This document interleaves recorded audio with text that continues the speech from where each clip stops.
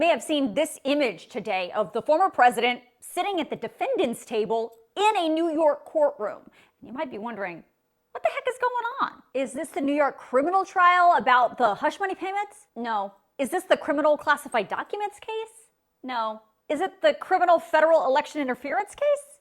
No. The criminal RICO case? Also no. This is actually not a criminal case at all. It's a civil case being brought by the New York State Attorney General Letitia James involving the former president's business dealings in New York. So last week, the judge in this case ruled that Trump and his co-defendants, including his son Eric, were liable for fraud on one of 7 claims.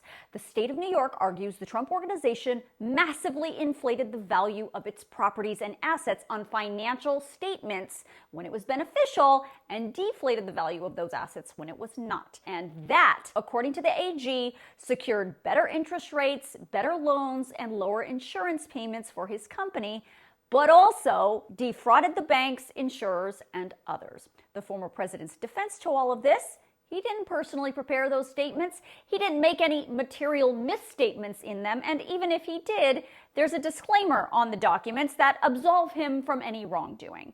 Trump says this is how real estate is done, and this case is all political. But in the judge's ruling last week, he vehemently disagreed, saying, no, this is not how it's done, and it's not political. The judge said Trump submitted documents that, quote, clearly contained fraudulent valuations, and that he was living in the, quote, fantasy world, not the real world. Now, it's important to remember, in a civil case, you are found liable, not guilty or not guilty. And in this specific case, there is no jury. The judge is the one who will decide the fate of Trump and his organization.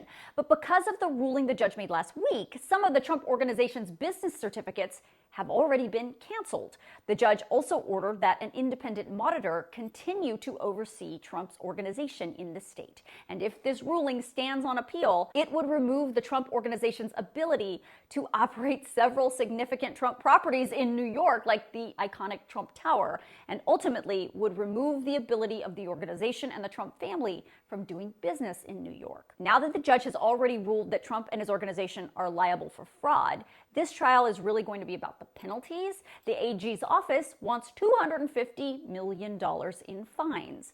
This trial is expected to go on for about 3 months, and just because the former president is there today does not mean that he is going to be there in court every single day. He is not required to be there. But his name does appear on a witness list, and it is very possible that he could take the stand and testify on behalf of himself and his company.